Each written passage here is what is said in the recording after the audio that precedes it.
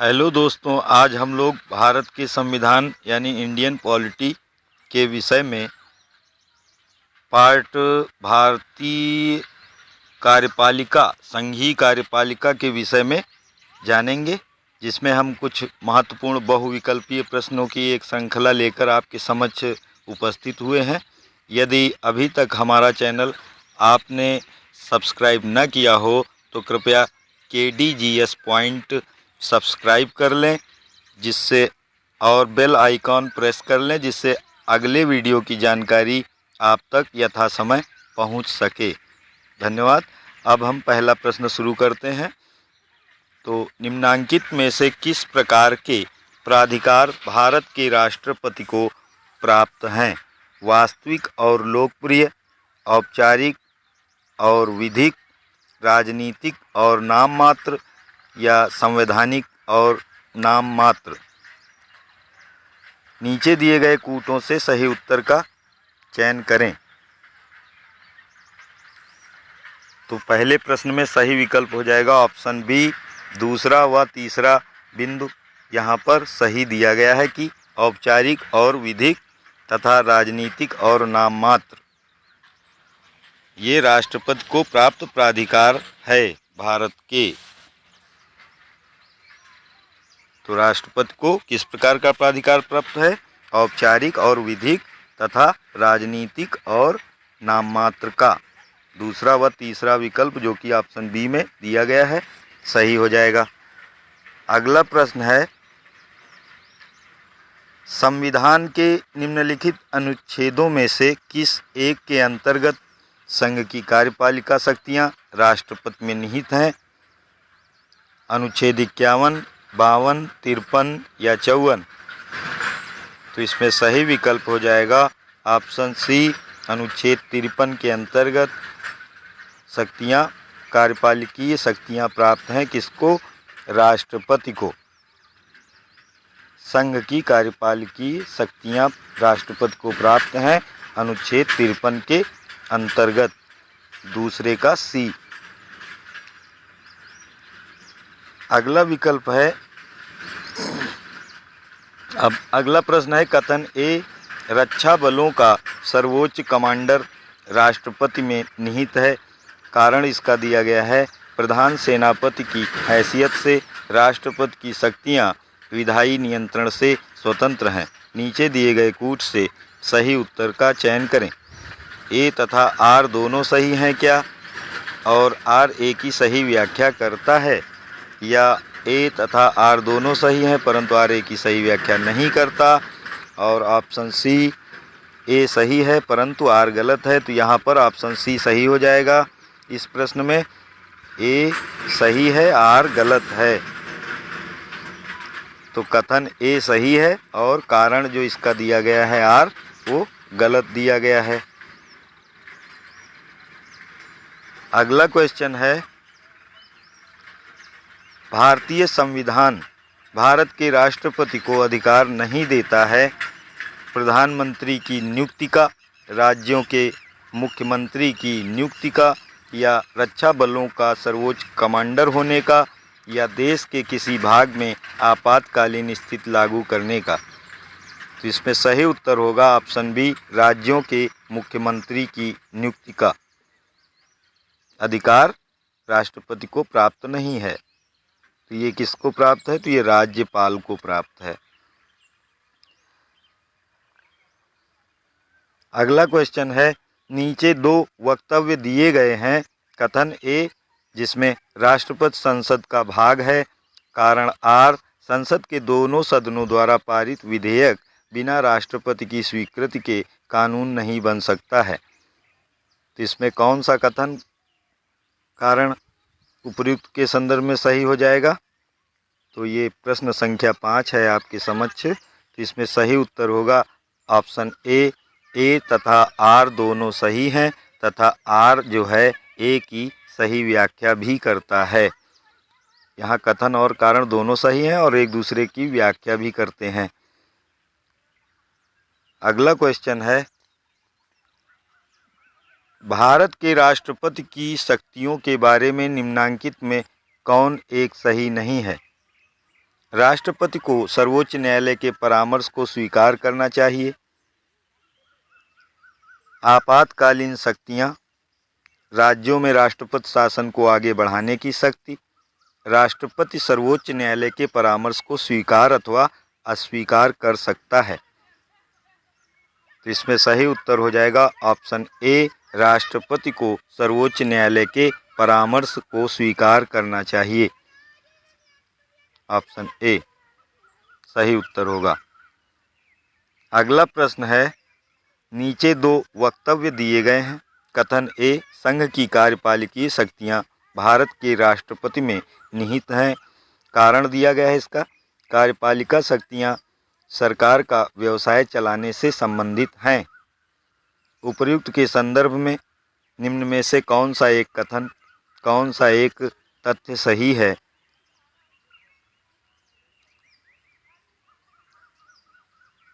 तो इसमें option B सही हो जाएगा। ए तथा आर दोनों सही हैं, परंतु आर ए की सही व्याख्या नहीं करता। ऑप्शन बी, कथन और कारण दोनों सही हैं, लेकिन जो आर है कारण इसका, वो इसकी सही व्याख्या नहीं करता। अगला क्वेश्चन है, आपातकाल में किसी राज्य विधानसभा की अवधि बढ़ाई जा सकती है, किसके द्वारा? राष्ट्रपति द्वारा, या संसद द्वारा, या राज्य के राज्यपाल द्वारा, या राज्य विधानमंडल द्वारा। तो इसमें सही उत्तर होगा ऑप्शन बी, संसद द्वारा आपातकाल में किसी राज्य विधानसभा की अवधि को बढ़ाया जा सकता है। किसके द्वारा? संसद द्वारा। अगला क्वेश्चन है, राष्ट्रपति के निर्वाचन,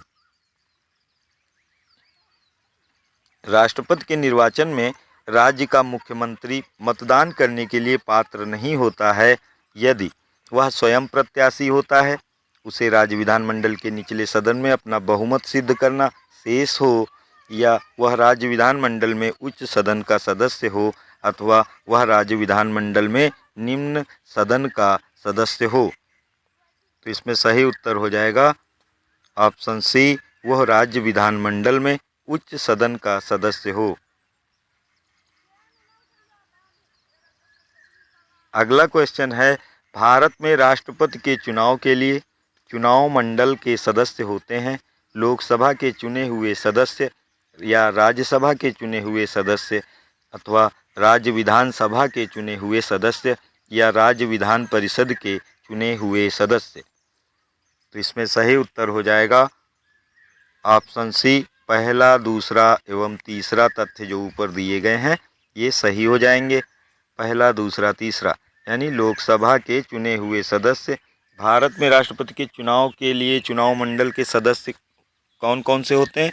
तो इसमें होते हैं लोकसभा के चुने हुए सदस्य, राज्यसभा के चुने हुए सदस्य और राज्य विधानसभा के चुने हुए सदस्य।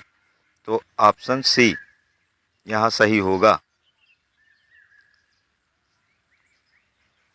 अगला प्रश्न है, राष्ट्रपति और उपराष्ट्रपति की अनुपस्थिति में कौन राष्ट्रपति का कार्यभार ग्रहण करेगा? सर्वोच्च न्यायालय का मुख्य न्यायाधीश, या लोकसभा का अध्यक्ष, अथवा मंत्रिपरिषद, अथवा प्रधानमंत्री का कैबिनेट। तो इसमें सही उत्तर हो जाएगा ऑप्शन ए, सर्वोच्च न्यायालय का मुख्य न्यायाधीश राष्ट्रपति और उपराष्ट्रपति की एब्सेंस में, अनुपस्थिति में कार्यभार ग्रहण करेगा। अगला प्रश्न है, भारतीय राष्ट्रपति के विषय में निम्नलिखित कथनों पर विचार कीजिए। उसे भारत का जन्म से नागरिक होना चाहिए, उसे 35 वर्ष की उम्र पूरी कर लेनी चाहिए, उसे संसद का सदस्य निर्वाचित होने की योग्यता रखनी चाहिए। इनमें से कौन सा तथ्य विकल्प सही होगा? तो इसमें उत्तर हो जाएगा आपका ऑप्शन बी, दूसरा तथ्य सही है, उसे 35 वर्ष की उम्र पूरी कर लेनी चाहिए। Option B.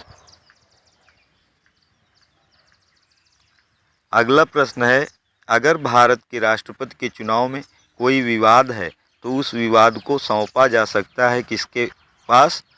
भारत के महाधिवक्ता को, संसद को या भारत के सर्वोच्च न्यायालय को, या इनमें से कोई नहीं। तो 13 नंबर प्रश्न का सही विकल्प हो जाएगा ऑप्शन सी, भारत के सर्वोच्च न्यायालय को सौंपा जाएगा ऐसा विवाद। अगला प्रश्न है, राष्ट्रपति के उम्मीदवार के लिए आवश्यक नहीं है क्या आयु 35 वर्ष हो, पढ़ा लिखा हो, सांसद, लोकसभा चुने जाने की योग्यता रखता हो, वह देश का नागरिक हो। तो 14 नंबर प्रश्न का सही विकल्प हो जाएगा ऑप्शन बी, पढ़ा लिखा हो। ये आवश्यक नहीं है, बाकी सब विकल्प आवश्यक हैं। अगला क्वेश्चन है, एक सांसद अथवा विधानसभा का सदस्य राष्ट्रपति निर्वाचित हो सकता है, परंतु चुनाव लड़ने से पूर्व उसे अपनी सदस्यता से त्यागपत्र देना होगा। अपने निर्वाचन से 6 माह के अंदर अपनी सदस्यता छोड़नी होगी। निर्वाचित होने के तुरंत उपरांत अपनी सदस्यता छोड़नी होगी। या एक सांसद चुनाव लड़ सकता है परंतु विधानसभा का सदस्य नहीं बन सकता। तो 15 नंबर प्रश्न में सही विकल्प हो जाएगा ऑप्शन सी, निर्वाचित होने के तुरंत उपरांत अपनी सदस्यता को छोड़ना होगा।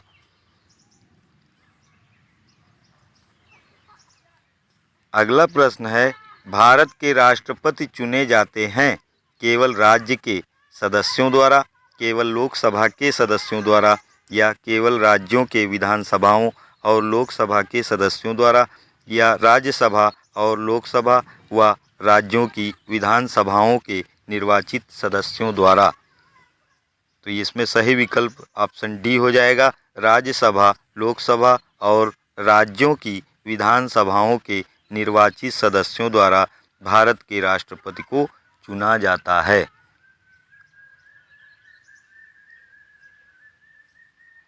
अगला प्रश्न है, भारत के राष्ट्रपति के चुनाव में राज्य की विधानसभा के प्रत्येक निर्वाचित सदस्य के वोटों की संख्या उस राज्य की जनसंख्या को विधानसभा की कुल निर्वाचित सदस्य संख्या द्वारा विभाजित करके प्राप्त भागफल की 1000 के गुणकों के बराबर होती है।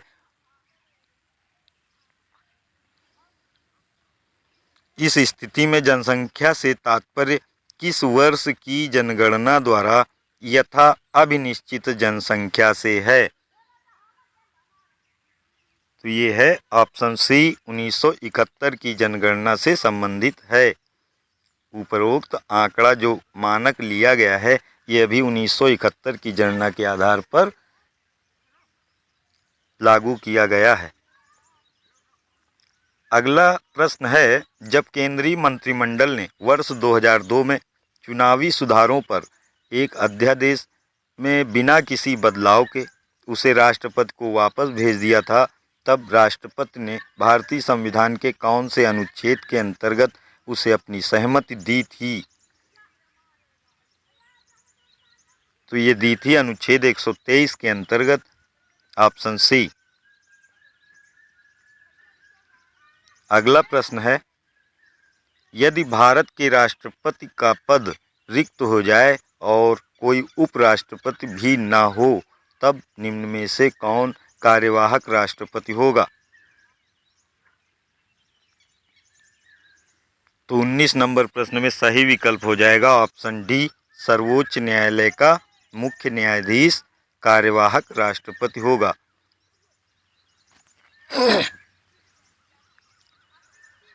अगला प्रश्न है, भारत के राष्ट्रपति से संबंधित निम्नलिखित कथनों में से कौन सा एक सही नहीं है।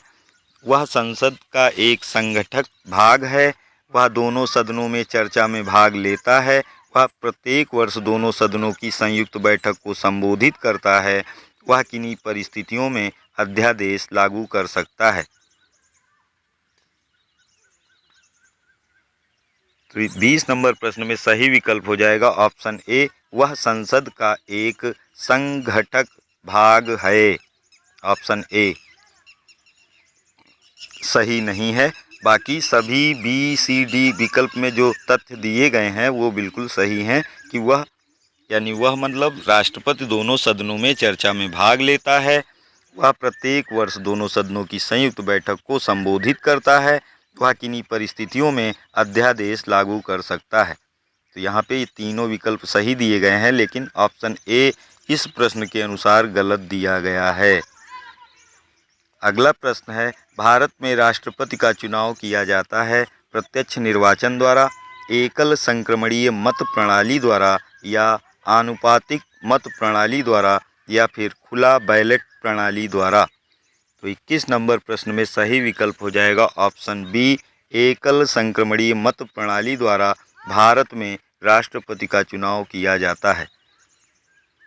अगला प्रश्न है, भारतीय संविधान के किस अनुच्छेद के अंतर्गत भारत सरकार का दायित्व है कि वह बाह्य आक्रमण एवं आंतरिक अशांति से राज्यों की रक्षा करे।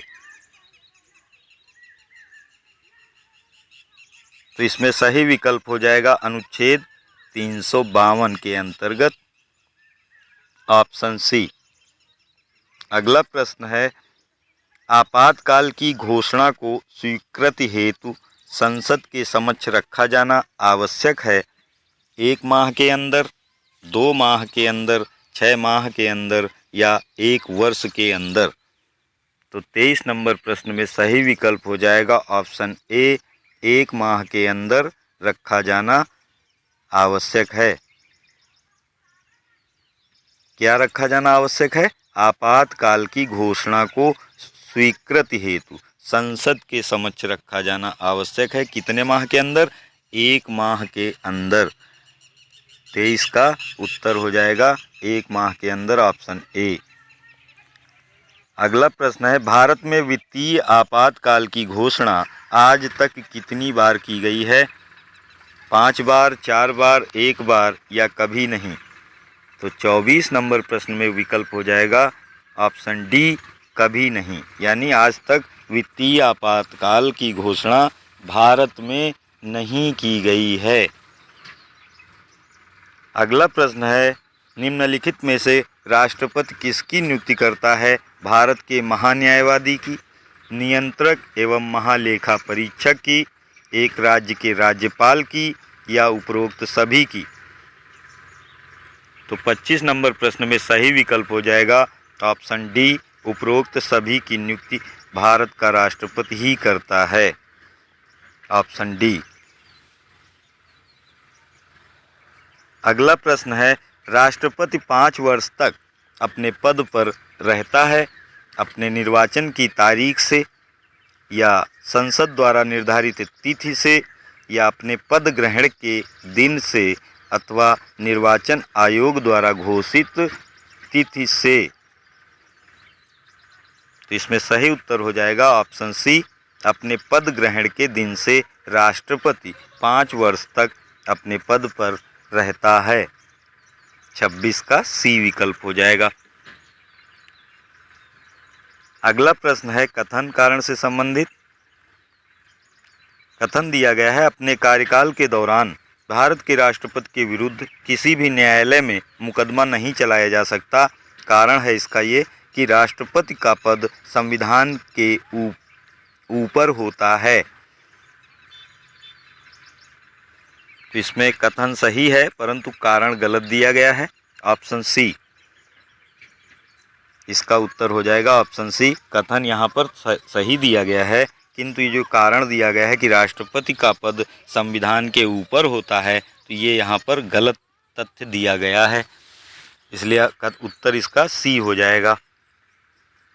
अगला प्रश्न है, भारत के राष्ट्रपति को यह अधिकार नहीं प्राप्त है कि वह क्षमादान करे, सर्वोच्च न्यायालय के न्यायाधीश को हटाए, आपातकाल की घोषणा करे, अध्यादेश जारी करे। तो 28 नंबर प्रश्न में सही विकल्प हो जाएगा ऑप्शन बी, सर्वोच्च न्यायालय के न्यायाधीश को हटाए। यह अधिकार भारत के राष्ट्रपति को प्राप्त नहीं है।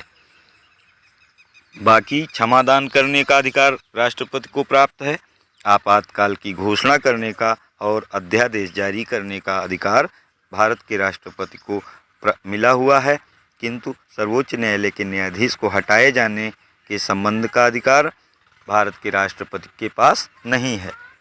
अगला क्वेश्चन है, भारत के संविधान के अनुच्छेद 360 के अधीन वित्तीय आपात से संबंधित निम्नलिखित कथनों पर विचार कीजिए। पहला तथ्य है, वित्तीय आपात की उद्घोषणा 2 मास की समाप्ति पर प्रवर्तन में नहीं रहेगी यदि उस अवधि की समाप्ति से पहले संसद के दोनों सदनों के संकल्पों द्वारा उसका अनुमोदन नहीं कर दिया जाता है। दूसरा तथ्य है, यदि वित्तीय आपात प्रवर्तन में हो तो भारत का राष्ट्रपति संघ के कार्यकलाप के संबंध में सेवा करने वाले सभी या किसी वर्ग के व्यक्तियों के, परंतु जिनके अंतर्गत उच्चतम न्यायालय और उच्च न्यायालयों के न्यायाधीश नहीं आते हैं, वेतन और भत्तों में कमी करने के लिए निर्देश देने में सक्षम है। उपर्युक्त दोनों कथनों में से कौन सा सही है या कौन से सही हैं? तो इसमें सही उत्तर हो जाएगा ऑप्शन ए। केवल पहला कथन यहाँ पर सही दिया गया है और बाकी दूसरा कथन गलत है। तो पहला कथन एक बार पुनः हम पढ़े देते हैं। वित्तीय आपात की उद्घोषणा 2 मास की समाप्ति पर प्रवर्तन में नहीं रहेगी यदि उस अवधि की समाप्ति से पहले संसद के दोनों सदनों के संकल्पों द्वारा उसका अनुमोदन नहीं कर दिया जाता है। और ये कथन दिया गया है सही। भारत के संविधान के अनुच्छेद 360 के अधीन वित्तीय आपात से संबंधित है। अगला प्रश्न है, निम्नलिखित में से किसकी नियुक्ति भारत के राष्ट्रपति द्वारा की जाती है? वित्त आयोग के अध्यक्ष की, योजना आयोग के उपाध्यक्ष की, या संघ राज्य क्षेत्र का मुख्यमंत्री, या तो इसमें सही तथ्य कौन सा है? पहला और तीसरा। ऑप्शन सी में दिया गया है पहला और तीसरा, यानी वित्त आयोग के अध्यक्ष और संघ राज्य क्षेत्र का मुख्यमंत्री, इनकी नियुक्ति भारत के राष्ट्रपति द्वारा की जाती है। योजना आयोग के उपाध्यक्ष की नियुक्ति राष्ट्रपति द्वारा नहीं की जाती, जो विकल्प ऑप्शन बिंदु 2 में दिया गया है वो उसकी नहीं की जाती है। अगला प्रश्न है, एक विधेयक जो संसद में प्रस्तुत किया जाता है कौन सी क्रिया के बाद अधिनियम बन जाता है? जब वह संसद के दोनों सदनों के द्वारा पारित हो जाता है, जब राष्ट्रपति अपनी सहमति दे देता है, जब प्रधानमंत्री इस पर हस्ताक्षर कर देता है, या जब सर्वोच्च न्यायालय इसे केंद्रीय संसद के अधिकार क्षेत्र में होना घोषित करता है। तो इसमें सही विकल्प हो जाएगा ऑप्शन बी। जब राष्ट्रपति अपनी सहमति दे देता है तो एक विधेयक संसद में प्रस्तुत होने के बाद वो एक अधिनियम कानून बन जाता है। ऑप्शन बी, जब राष्ट्रपति अपनी सहमति देता है। अगला प्रश्न है, निम्न कथनों पर विचार कीजिए। कथन ए, भारत का राष्ट्रपति ब्रिटिश राजा से भिन्न है और इसका कारण दिया गया है। आर, भारत के राष्ट्रपति का पद अमेरिका के राष्ट्रपति से मिलता जुलता है। तो 32 नंबर प्रश्न में सही विकल्प निकाल के बताएं। तो इसमें सही हो जाएगा ऑप्शन सी। ए कथन जो दिया गया है वो सही है, परंतु आर कथन गलत है। आर कारण गलत है इसका। भारत का राष्ट्रपति ब्रिटिश राजा से भिन्न है तो ये सही है, और इसका कारण जो दिया गया है भारत के राष्ट्रपति का पद अमेरिका के राष्ट्रपति से मिलता है, तो ये यहाँ पे तथ्य गलत दिया गया है। अगला प्रश्न है, राष्ट्रपति के निर्वाचन मंडल के सदस्य होते हैं संसद के दोनों सदनों के निर्वाचित सदस्य, या राज्य विधान मंडलों के दोनों सदनों के निर्वाचित सदस्य, अथवा सभी राज्यों की विधानसभाओं के निर्वाचित सदस्य, या दिल्ली और पांडिचेरी विधानसभाओं के निर्वाचित सदस्य।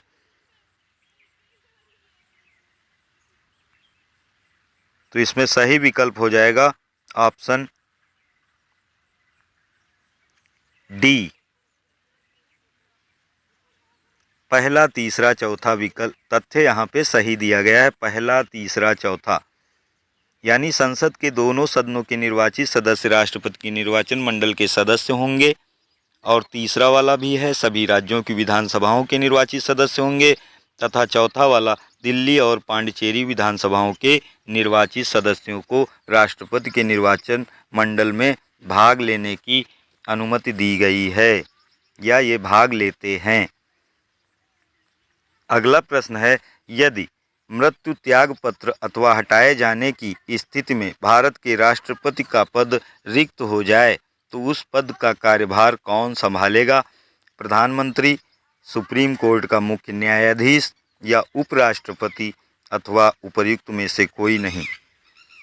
तो इसमें सही विकल्प हो जाएगा ऑप्शन सी, उपराष्ट्रपति पद को संभालेगा। अगला प्रश्न है, निम्नलिखित कथनों पर विचार कीजिए और नीचे दिए गए कूट से सही उत्तर का चयन करें। संघ की कार्यपालिका शक्ति प्रधानमंत्री में निहित है। प्रधानमंत्री की नियुक्ति राष्ट्रपति द्वारा की जाती है। प्रधानमंत्री मंत्रिपरिषद के प्रधान होते हैं। यह आवश्यक नहीं है कि नियुक्ति के समय प्रधानमंत्री संसद के किसी सदन का सदस्य हो।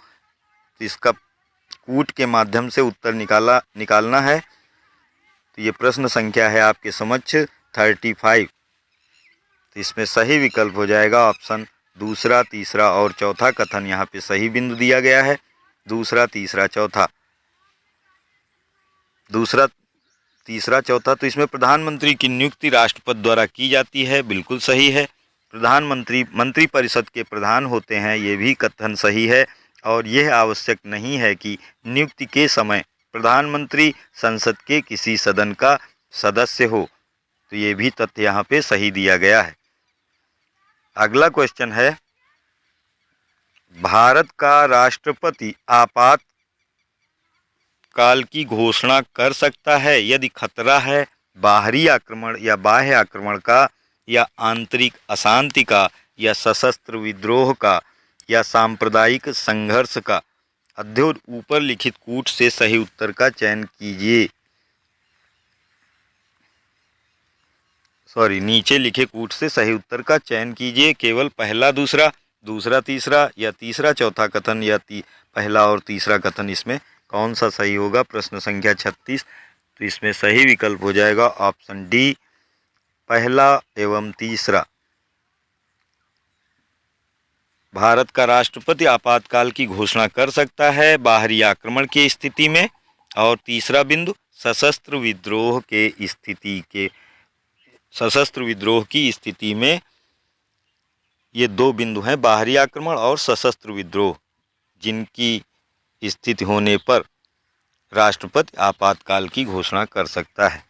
अगला प्रश्न है, भारतीय संविधान के किस अनुच्छेद के तहत राष्ट्रपति पर महाभियोग चलाया जा सकता है? अनुच्छेद 356 के द्वारा, या अनुच्छेद 75 के द्वारा, या अनुच्छेद 76 के द्वारा, अथवा अनुच्छेद 61 के द्वारा। तो इसमें सही विकल्प हो जाएगा ऑप्शन डी, अनुच्छेद 61 के द्वारा। भारतीय संविधान के अनुच्छेद 61 के द्वारा राष्ट्रपति पर महाभियोग को चलाया जा सकता है। अगला प्रश्न है, लोकसभा और राज्यसभा की संयुक्त बैठक किसके द्वारा आहूत की जाती है? तो ये की जाती है ऑप्शन ए, राष्ट्रपति द्वारा। यहाँ पे सही हो जाएगा ऑप्शन ए, राष्ट्रपति के द्वारा आहूत की जाती है। क्या? लोकसभा और राज्यसभा की संयुक्त बैठक। अगला प्रश्न है, निम्नलिखित में से किसको किसी भौगोलिक क्षेत्र को अनुसूचित घोषित करने का संवैधानिक अधिकार प्रदान किया गया है? राज्यपाल को, मुख्यमंत्री को, प्रधानमंत्री को, या राष्ट्रपति को? तो इसमें सही विकल्प हो जाएगा ऑप्शन डी, राष्ट्रपति को ऐसा अधिकार प्रदान किया गया है। अगला प्रश्न है, वह राष्ट्र का प्रतिनिधित्व करता है परंतु राष्ट्र का नेतृत्व नहीं करता है। यह उक्ति निम्न में से किस पर लागू होती है? तो ये उक्ति लागू होती है भारत के राष्ट्रपति पर, ऑप्शन बी। यहाँ पे उत्तर सही होगा राष्ट्रपति, ऑप्शन बी। अगला प्रश्न है, अध्यक्षात्मक प्रेसिडेंशियल शासन का उदय सर्वप्रथम किस देश में हुआ? यूगोस्लाविया में, मिस्र में, स्विट्जरलैंड में, या संयुक्त राज्य अमेरिका में? तो इसमें सही विकल्प हो जाएगा ऑप्शन डी, संयुक्त राज्य अमेरिका में अध्यक्षात्मक शासन का उदय सबसे पहले हुआ? अगला प्रश्न है, श्रीमती प्रतिभा देवी सिंह पाटिल का भारतीय गणतंत्र के राष्ट्रपति के रूप में क्रम क्या है? 10वां, 11वां, 12वां या 13वां? तो 42 नंबर प्रश्न में सही उत्तर हो जाएगा ऑप्शन डी, 13वां क्रम था इनका। किनका? श्रीमती प्रतिभा देवी सिंह पाटिल का भारतीय गणतंत्र के राष्ट्रपति के रूप में इनका क्रम 13वें नंबर का था। 42 का ऑप्शन डी। अगला प्रश्न है, संसद के लिए राष्ट्रपति का अभिभाषण कौन तैयार करता है? स्वयं राष्ट्रपति तैयार करते हैं क्या? लोकसभा अध्यक्ष या राज्यसभा के सभापति या फिर केंद्रीय मंत्रिमंडल तैयार करता है? बताएं। 43, इसमें सही विकल्प हो जाएगा ऑप्शन डी, केंद्रीय मंत्रिमंडल संसद के लिए राष्ट्रपति का अभिभाषण तैयार करता है, केंद्रीय मंत्रिमंडल। अगला क्वेश्चन है, संविधान के किस अनुच्छेद के अंतर्गत राष्ट्रपति संघीय मंत्रिपरिषद की सलाह मानने के लिए बाध्य है? अनुच्छेद 74, अनुच्छेद 85, अनुच्छेद 86 या अनुच्छेद 101? तो इसमें सही विकल्प हो जाएगा ऑप्शन ए, अनुच्छेद 74।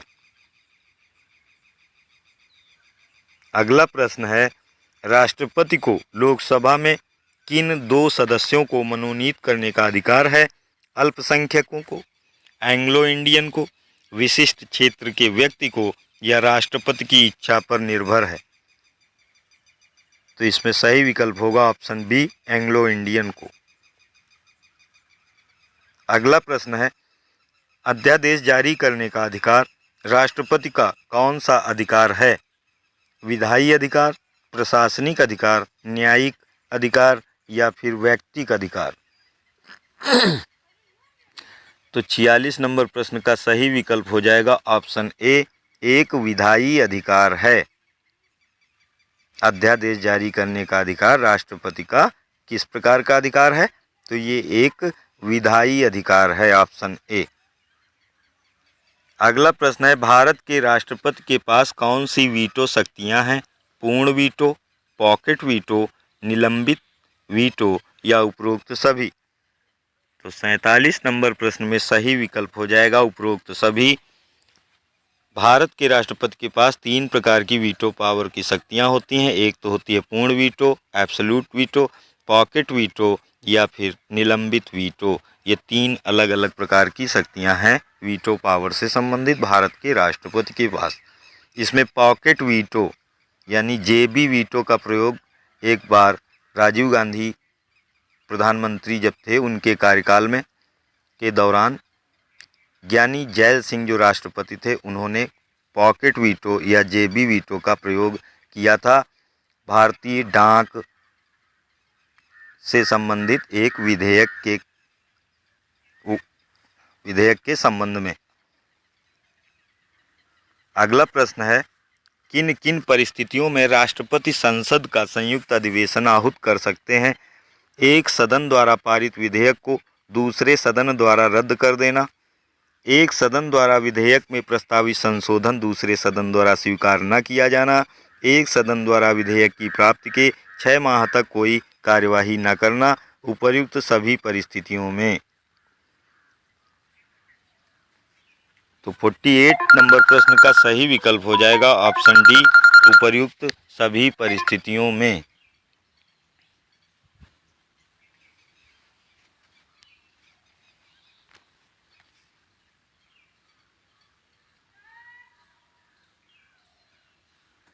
अगला क्वेश्चन है, निम्नलिखित में से कौन से राष्ट्रपति पूर्व में केंद्रीय गृह मंत्री थे? वीवी गिरी, डॉक्टर ज्ञानी जैल सिंह या डॉक्टर जाकिर हुसैन अथवा आर वेंकट रमन?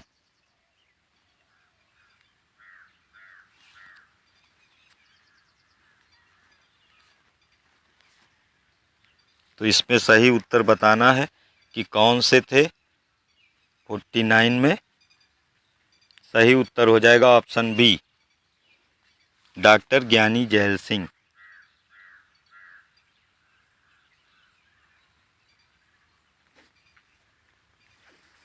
अगला प्रश्न है, राष्ट्रपति द्वारा जारी अध्यादेश अधिवेशन आरंभ होने के कितने दिनों तक अधिक से अधिक एक बार में प्रभावी रह सकता है?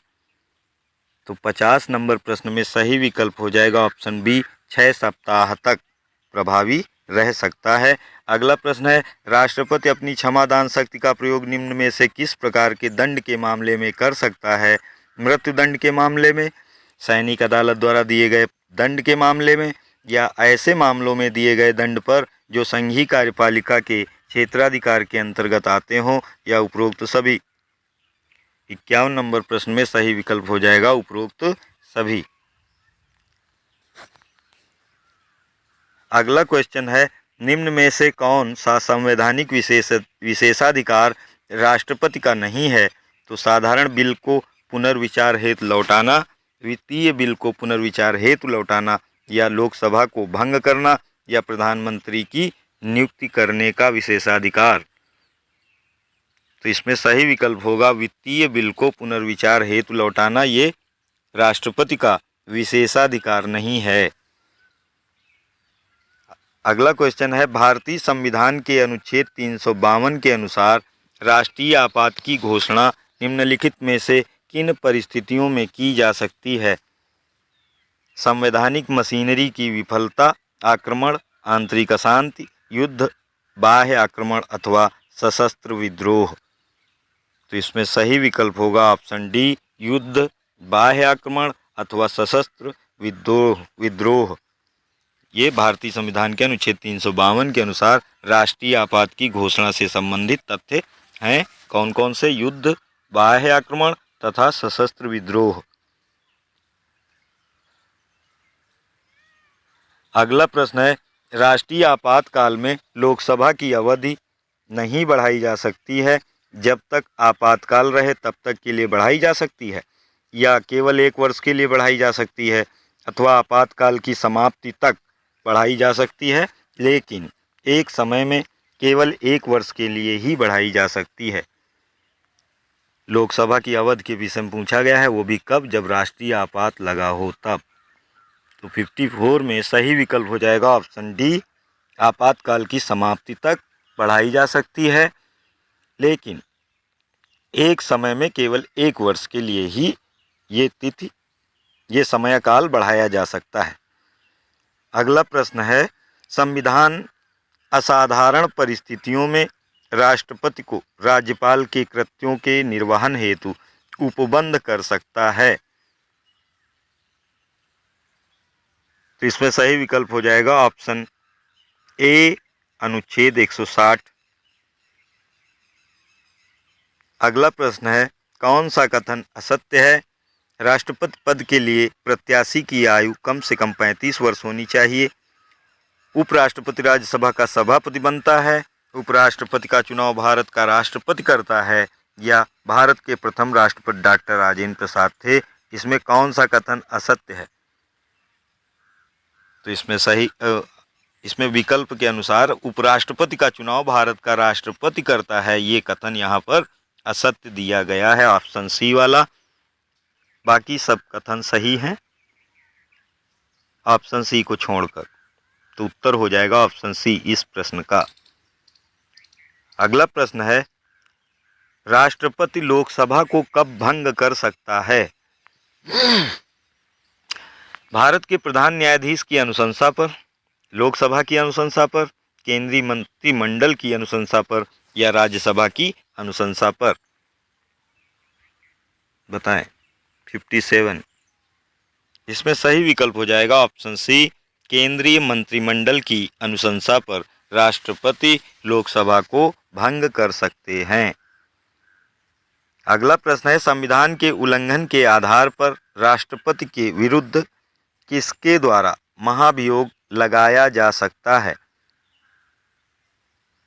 तो ये लगाया जा सकता है संसद के दोनों सदनों द्वारा। 58 का विकल्प हो जाएगा डी वाला, संसद के दोनों सदनों द्वारा लगाया जा सकता है। अगला प्रश्न है, भारत के राष्ट्रपति को कार्य अवधि की समाप्ति से पूर्व भी पद से हटाया जा सकता है। सत्ताधारी राजनीतिक दल द्वारा या प्रधानमंत्री द्वारा या महाभियोग द्वारा या न्यायालय में ट्रायल के द्वारा। 59। तो इसमें सही उत्तर होगा ऑप्शन सी, महाभियोग द्वारा। अनुच्छेद 61। भारत के राष्ट्रपति को कार्यावधि की समाप्ति से पहले भी हटाया जा सकता है। किस प्रक्रिया द्वारा? तो वो है महाभियोग की प्रक्रिया, जो भारत के संविधान में अनुच्छेद 61 के अंतर्गत निहित की गई है। तो ऑप्शन सी। अगला प्रश्न है, राष्ट्रपति पद्धति में समस्त कार्यपालिकीय शक्तियां निहित होती हैं किसमें? राष्ट्रपति में, कैबिनेट में, या व्यवस्थापिका में, या उच्च सदन में। तो इसमें सही उत्तर होगा ऑप्शन ए, राष्ट्रपति में निहित होती हैं। अगला प्रश्न है, भारतीय संविधान के निम्नलिखित में से किस संशोधन द्वारा राष्ट्रपति को कोई भी मामला मंत्रिपरिषद द्वारा पुनर्विचार किए जाने के लिए वापस भेजने का अधिकार दिया गया है? तो इसमें सही उत्तर हो जाएगा ऑप्शन डी, 44वें संविधान संशोधन द्वारा, जो कि 1978 में किया गया। 44वां संविधान संशोधन। अगला प्रश्न है, भारतीय संविधान के किस अनुच्छेद के अंतर्गत राष्ट्रपति संसद के दोनों सदनों द्वारा पारित किसी बिल पर अपनी स्वीकृति को रोक सकते हैं? अनुच्छेद 63, 108, 109 या 111। तो इसमें सही विकल्प हो जाएगा ऑप्शन डी, अनुच्छेद 111 के अंतर्गत राष्ट्रपति संसद के दोनों सदनों द्वारा पारित किसी बिल पर, किसी विधेयक पर अपनी स्वीकृति रोक सकते हैं अनुच्छेद 111 के तहत। अगला प्रश्न है, भारत के राष्ट्रपति को उसके पद से हटाया जा सकता है किस प्रकार? भारत के प्रधानमंत्री द्वारा, लोकसभा के द्वारा, भारत के मुख्य न्यायाधीश द्वारा, या संसद द्वारा। तो 63 प्रश्न, इसमें सही विकल्प हो जाएगा ऑप्शन डी, संसद द्वारा। किसको हटाया जा सकता है? भारत के राष्ट्रपति को उसके पद से। अगला प्रश्न है, भारत का कार्यपालिका एग्जीक्यूटिव हेड अध्यक्ष कौन है? तो ये है राष्ट्रपति, प्रधानमंत्री, या विरोधी दल के नेता, या भारत सरकार के मुख्य सचिव। तो 64 नंबर प्रश्न में सही विकल्प हो जाएगा ऑप्शन ए, राष्ट्रपति। भारत की कार्यपालिकीय प्रक्रिया का अध्यक्ष होता है। भारत का कार्यपालिका अध्यक्ष कौन होता है? तो वो होता है राष्ट्रपति, ऑप्शन ए। अगला प्रश्न है, राष्ट्रपति पर महाभियोग का आरोप संसद के किस सदन द्वारा लगाया जा सकता है? लोकसभा, राज्यसभा, या संसद के किसी भी सदन द्वारा, या उपर्युक्त में से किसी के द्वारा भी नहीं। तो 65 नंबर प्रश्न में सही विकल्प हो जाएगा ऑप्शन सी, संसद के किसी भी सदन द्वारा राष्ट्रपति पर महाभियोग का आरोप लगाया जा सकता है। अगला प्रश्न है, भारतीय संविधान का कौन सा अनुच्छेद राष्ट्रपति के पद के लिए पुनः निर्वाचन की योग्यताएं निर्धारित करता है? अनुच्छेद 52, 54 या 55 या 57। तो अनुच्छेद 57 यहाँ पे सही विकल्प हो जाएगा, ऑप्शन डी। अगला प्रश्न है, भारतीय राष्ट्रपति के सर्वसम्मत से चुने जाने का अभी तक एकमात्र उदाहरण है डॉक्टर राजेंद्र प्रसाद का, डॉक्टर राधाकृष्णन को, या डॉक्टर जाकिर हुसैन को, या नीलम संजीव रेड्डी को। तो इसमें सही विकल्प हो जाएगा ऑप्शन डी, नीलम संजीव रेड्डी को। भारतीय राष्ट्रपति के सर्वसम्मति से चुने जाने का अभी तक एकमात्र उदाहरण है, वो है नीलम संजीव रेड्डी। 67 का ऑप्शन डी। अगला प्रश्न है, भारतीय संविधान का कौन सा अनुच्छेद राष्ट्रपति को उच्चतम न्यायालय से परामर्श करने की शक्ति प्रदान करता है? अनुच्छेद 129 या अनुच्छेद 132 अथवा अनुच्छेद 143 या अनुच्छेद 32। तो इसमें सही विकल्प होगा ऑप्शन सी, अनुच्छेद 143 143 के अंतर्गत भारत का राष्ट्रपति सुप्रीम कोर्ट से परामर्श प्राप्त कर सकता है। अनुच्छेद 143 68 का सी। अगला प्रश्न है, प्रायः किसकी सलाह पर राज्य में राष्ट्रपति शासन लागू किया जाता है? तो वो मुख्यमंत्री की या लेजिस्लेटिव असेंबली की या गवर्नर की या उच्च न्यायालय के मुख्य न्यायाधीश की सलाह पर। तो इसमें सही विकल्प हो जाएगा ऑप्शन सी, गवर्नर की सलाह पर भारत प्रायः किसी राज्य में राष्ट्रपति शासन लागू किया जाता है। किसकी सलाह पर? गवर्नर या राज्यपाल की सलाह पर। अगला प्रश्न है, जब कोई विधेयक संसद के दोनों सदनों द्वारा पारित कर दिया गया है तो निम्नलिखित में से किसको उस विधेयक या बिल पर अनुमति रोकने का अधिकार प्राप्त है? राष्ट्रपति को, प्रधानमंत्री को, लोकसभा के अध्यक्ष को या राज्यसभा के सभापति को? तो 70 नंबर प्रश्न में सही विकल्प हो जाएगा लोकसभा के 70 नंबर प्रश्न सॉरी ऑप्शन ए, राष्ट्रपति को इसमें अनुमति रोकने का अधिकार प्राप्त है कि वो हस्ताक्षर नहीं करेगा। 70 का ए, राष्ट्रपति को प्राप्त है। अगला प्रश्न है, भारत के पूर्व राष्ट्रपतियों में निम्नलिखित में से कौन बिहार का राज्यपाल रह चुका था? Doctor Rajendra Prasad, doctor Shankar Dayal Sharma, doctor Zakir Hussain या वी गिरी? तो इसमें सही विकल्प होगा option C, doctor Zakir Hussain. ये बिहार के राज्यपाल रह चुके थे। यही स्थिति वर्तमान राष्ट्रपति के भी संबंध में लागू होती है।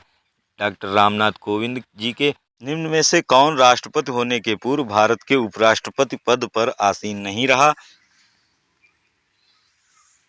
तो यहाँ पे ऑप्शन हो जाएगा नीलम संजीव रेड्डी, 72 का सी।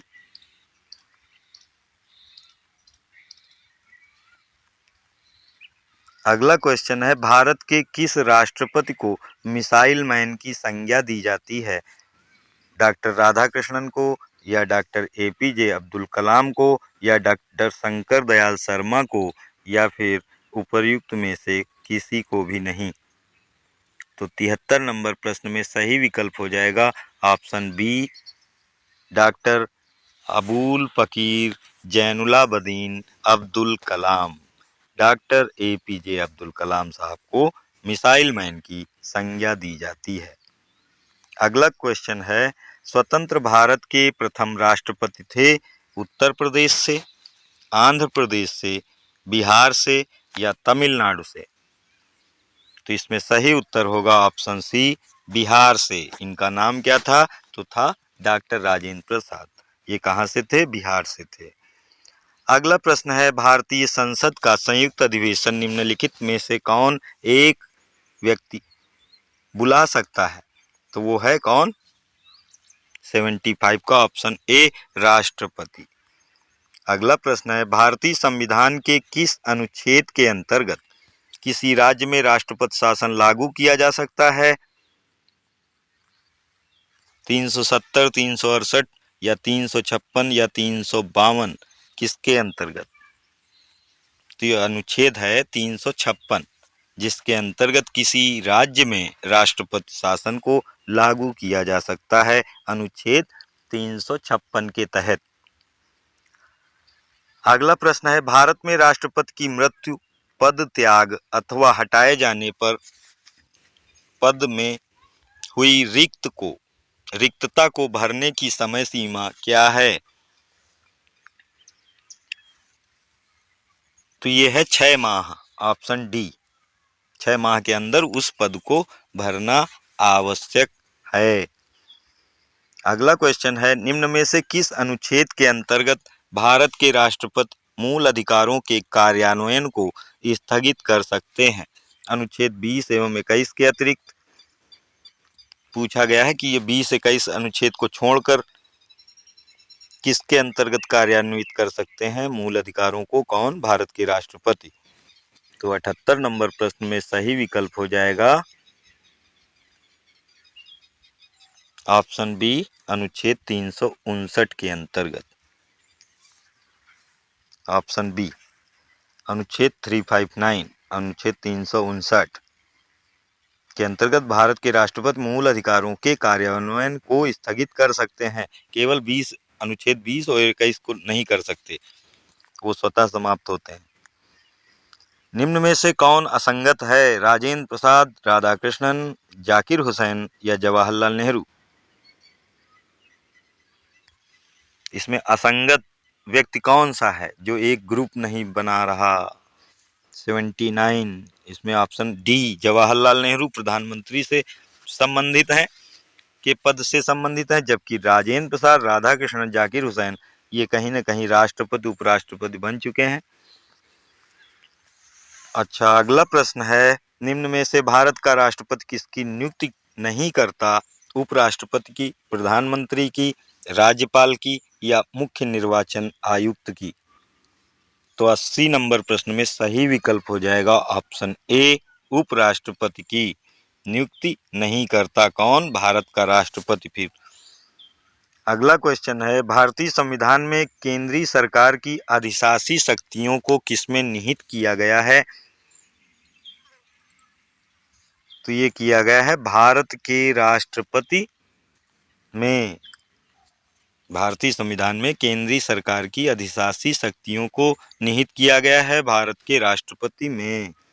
81 का ऑप्शन ए। अगला क्वेश्चन है, भारत के निम्नलिखित राष्ट्रपतियों में से कौन ट्रेड यूनियन आंदोलन से संबद्ध रहा है? वीवी गिर, एन संजीव रेड्डी, के आर नारायणन या जाकिर हुसैन? तो 82 नंबर प्रश्न में सही विकल्प हो जाएगा ऑप्शन ए, वीवी गिर, वाराह वेंकट गिर। ये ट्रेड यूनियन आंदोलन से संबद्ध रहे हैं। अगला क्वेश्चन है, 2 अवधि के लिए भारत के राष्ट्रपति कौन थे? डॉक्टर एस राधाकृष्णन या डॉक्टर राजेंद्र प्रसाद या डॉक्टर जाकिर हुसैन या इनमें से कोई नहीं?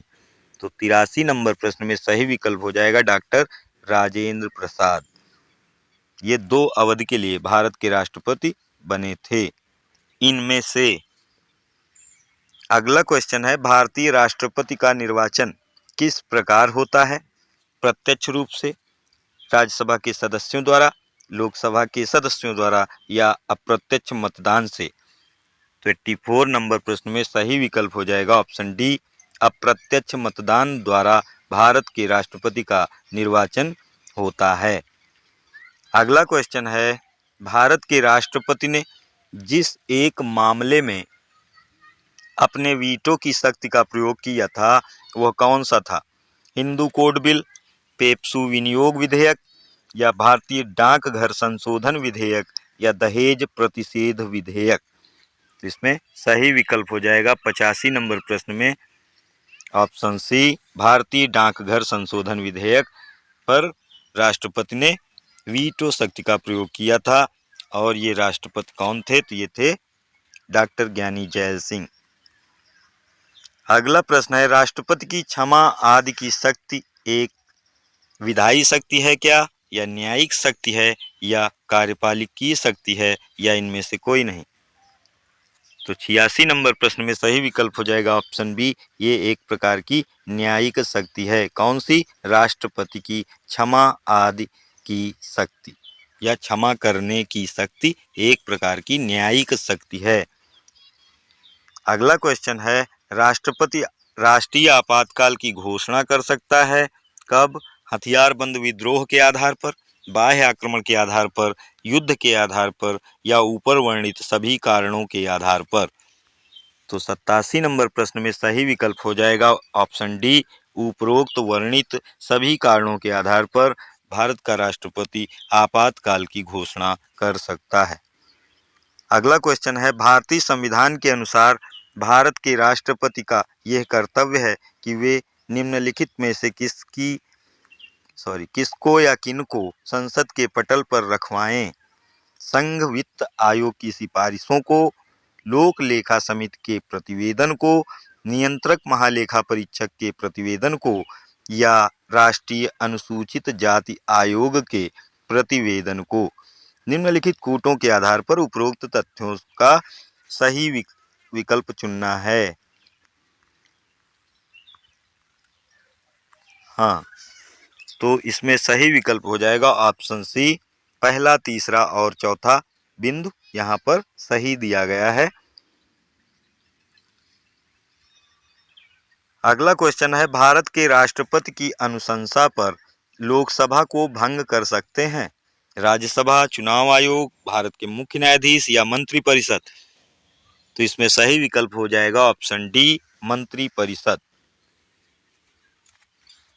अगला क्वेश्चन, भारत के राष्ट्रपति पद के उम्मीदवार के प्रस्ताव का अनुसमर्थन किया जाना चाहिए कम से कम 50 निर्वाचकों द्वारा या 20 निर्वाचकों द्वारा या फिर 5 निर्वाचकों द्वारा या फिर 15 निर्वाचकों द्वारा। तो 90 नंबर प्रश्न में सही विकल्प हो जाएगा ऑप्शन ए, 50 निर्वाचकों द्वारा इसका प्रस्ताव का अनुसमर्थन किया जाना चाहिए भारत के राष्ट्रपति पद के उम्मीदवार के लिए।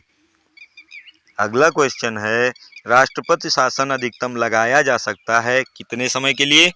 1 वर्ष, 2 वर्ष, 6 माह या 3 वर्ष के लिए।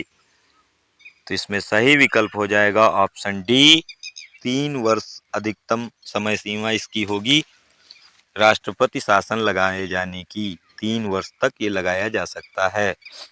अगला क्वेश्चन है, संसद द्वारा संकट काल की घोषणा का अनुमोदन कितनी अवधि के अंतराल में होना आवश्यक है? 14 माह, 1 माह, 3 माह या 6 माह के। तो इसमें सही उत्तर हो जाएगा 1 माह, ऑप्शन बी। अगला क्वेश्चन, किसने कहा था कि राष्ट्रपति का आपातकालीन अधिकार संविधान के साथ धोखा है? के एम मुंशी ने, वी एन राव ने, के एम नाम्बियार ने, हृदयनाथ कुंजरू ने। तो ये कहा था हृदयनाथ कुंजरू ने, ऑप्शन डी। अगला क्वेश्चन, भारत के चौथे राष्ट्रपति श्री वी गिरि थे या डॉक्टर एस राधाकृष्णन थे या डॉक्टर जाकिर हुसैन थे या डॉक्टर फखरुद्दीन अली अहमद थे? चौथे राष्ट्रपति के विषय में पूछा गया है, तो option C, doctor Zakir Hussain Bharat के चौथे राष्ट्रपति थे। अगला क्वेश्चन है, निम्नलिखित में से कौन भारत के राष्ट्रपति के निर्वाचक मंडल का तो भाग है परंतु उसके महाभियोग अधिकरण का भाग नहीं है? लोकसभा, राज्यसभा या राज्यों की विधान परिषदें या राज्यों की विधानसभाएं? तो ये है राज्यों की विधानसभाएं, इसमें भाग नहीं लेती हैं, बाकी उपरोक्त तो तीनों लेते ही हैं भाग। तो ऑप्शन डी यहाँ सही हो जाएगा। अगला क्वेश्चन है, भारत के राष्ट्रपति अपना त्याग पत्र किसको संबोधित करके देते हैं? लोकसभा स्पीकर को, उपराष्ट्रपति को या प्रधानमंत्री को या सर्वोच्च न्यायालय के मुख्य न्यायाधीश को? तो 96 नंबर प्रश्न में सही विकल्प हो जाएगा ऑप्शन बी, उपराष्ट्रपति को देते हैं कौन? भारत के राष्ट्रपति अपना त्याग पत्र। अगला क्वेश्चन है, राष्ट्रपति का रिक्त स्थान भर लिया जाना चाहिए 90 दिनों में, 6 माह में, 9 माह में या 1 वर्ष में? तो 97 नंबर प्रश्न में सही विकल्प हो जाएगा ऑप्शन बी, 6 माह में राष्ट्रपति का खाली पड़ा स्थान भर लिया जाना चाहिए। अगला क्वेश्चन, भारतीय संविधान में समस्त कार्यपालिका शक्तियां निहित हैं प्रधानमंत्री में, मंत्रिपरिषद में या राष्ट्रपति में अथवा संसद में? तो ये है 98 का ऑप्शन सी, राष्ट्रपति में निहित हैं। भारतीय संविधान की समस्त कार्यपालिकीय शक्तियां राष्ट्रपति में निहित हैं। अगला क्वेश्चन है, उपराष्ट्रपति से संबंधित निम्न कथनों में से कौन से सही नहीं है? उपराष्ट्रपति बनने के लिए व्यक्ति के पास जनता के सदन के सदस्य निर्वाचित होने की योग्यता आवश्यक है। किसी राज्य की विधायिका का सदस्य इस पद के लिए उम्मीदवार हो सकता है। उपराष्ट्रपति के पद का कार्यकाल उतना ही होता है जितना कि राष्ट्रपति का, और उसको एक औपचारिक महाभियोग द्वारा पद से हटाया जा सकता है। नीचे दिए गए कूटों से सही उत्तर का चयन करें। तो ये प्रश्न संख्या 99 है। तो इसका सही विकल्प हो जाएगा ऑप्शन सी, पहला तथा चौथा बिंदु यहाँ पे सही है। पहला बिंदु है कि उपराष्ट्र से संबंधित इसमें कहा गया है, तो ये पहला बिंदु है, उपराष्ट्रपति बनने के लिए व्यक्ति के पास जनता के सदन के सदस्य निर्वाचित होने की योग्यता आवश्यक है। और चौथा बिंदु है, उसको एक औपचारिक महाभियोग द्वारा पद से हटाया जा सकता है। किसको? उपराष्ट्रपति। अब अगला प्रश्न है, भारत का उपराष्ट्रपति भारत का द्वितीय उच्चतम प्रतिष्ठित पदाधिकारी है। उसके पद से संबद्ध कोई औपचारिक कार्य दायित्व नहीं है। राष्ट्रपति की अनुपस्थिति में उसके कार्यों का निर्वहन करता है। राष्ट्रपति के पद त्याग, अपदस्थीकरण अथवा मृत्यु के बाद राष्ट्रपति के रूप में भी कार्य करता है। नीचे दिए गए कूट से सही उत्तर का चयन करें। तो इसमें सही उत्तर हो जाएगा ऑप्शन डी, उपरोक्त सभी बिंदु सही हैं।